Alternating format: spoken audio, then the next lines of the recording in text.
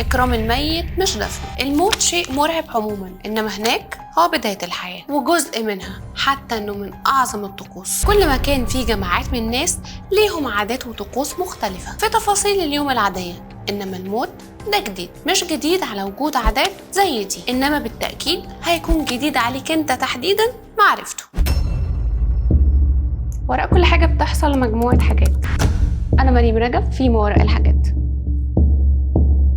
في إندونيسيا في قبيلة التوارجا، دي قبيلة شوية منعزلة عن العالم، وكانت قبيلة بتعبد الأصنام لحد سنة 1906. بعدين دخلت الديانة المسيحية القبيلة، فبقى موجود داخل القبيلة مسلمين ومسيحيين. القبيلة دي عندها الموت حدث مقدس، لدرجة إنهم ما بيدفنوش الميتين وبيعيشوا معاهم، لأن في معتقداتهم إن الميت بدأ حياة جديدة، وإنه أصلاً عايش معاهم، شايف وسامع كل حاجة. فبتفضل جثث الميتين لسنين جوه البيت لحد ما تتحلل بالكامل، وبيتعاملوا معاها على إنها روح موجودة، فبيدخلوا على الميت ويزوروه ويحط جنبه منه ضوء، معتقدين إن ده هيخليه يشوف حركة العايشين جوه البيت. بيعزموا عليه بسجاير، حتى إنهم بيسيبوا له فلوس، وكل أشكال العزومة اللي على الحي بتتعزم على الميت. وبعد ما بيفضل لسنين جوه البيت عشان يقدروا يجهزوا الجنازة، وطبعا تكاليفها غالية جدا وبتشارك فيها كل القبيلة. وخلال الوقت ده كل 3 سنين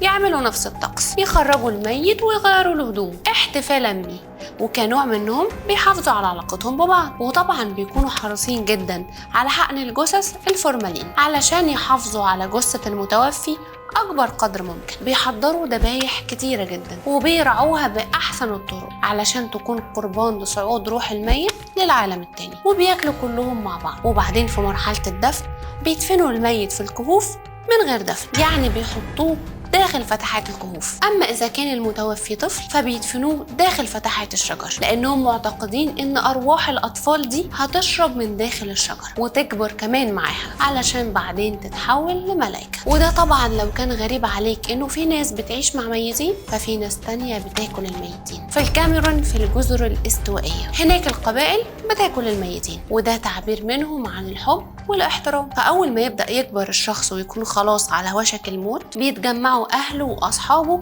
لحد وقت موته علشان يعملوا وليمة أكل للحمه، وممكن أحيانا يقتلوه هم بنفسهم، وبيحضروا الوليمة وبياكلوا منها كل أصحابه ما عدا أهله المقربين، وده طبعا من باب الحب. ودي مش القبيلة الوحيدة اللي أكل الميت معروف فيها، في قبائل تانية بتاكل الميتين بس مش من خلال البشر. في جنوب شرق آسيا وخصوصا في الهند بينظفوا الميت، يعني بيغسلوه وبيحطوا جثته على قمم الجبال اللي غالبا بتكون مكان المعابد، ومن غير ما يكفنوا الميت بيسيبوه في الهواء كده علشان تاكل منه الطيور والحيوانات. ودي نفس الطقوس بتاعت قبائل تانية في باكستان، اللي بتحفر حفرة للميت وبعد كده بتسيب الحفرة دي مفتوحة وتسيب فيها الجثة علشان تتحول لأكلة للحيوانات. والغريبة إن مش دي القبائل الوحيدة اللي بيكون فيها الميت وجبة للحيوان. في قبائل في بالي في أندونيسيا بيلبسوا الميت أحسن لبس عنده ويحطوا جثته على كرسي مسنود على الشجرة، وبعدين يسيبوه علشان الحيوانات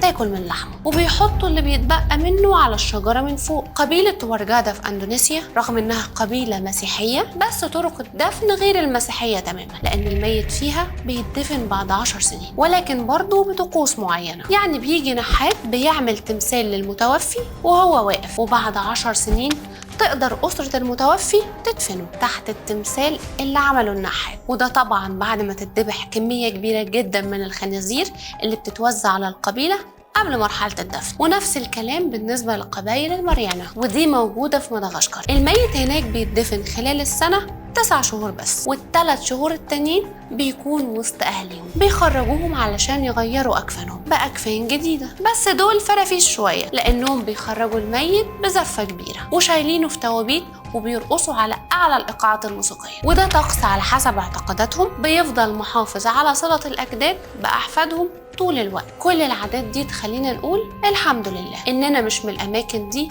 وإننا مش جزء من الثقافات دي. بس أنت لازم تكون جزء من حلقتنا وتشاركني رأيك في كومنت، وتتأكد إنك عامل لايك وشير لو كنت على الفيسبوك، ولو كنت على اليوتيوب اتأكد إنك عامل سبسكرايب. أنا مريم رجب كنت معاكم في ما وراء الحاجات.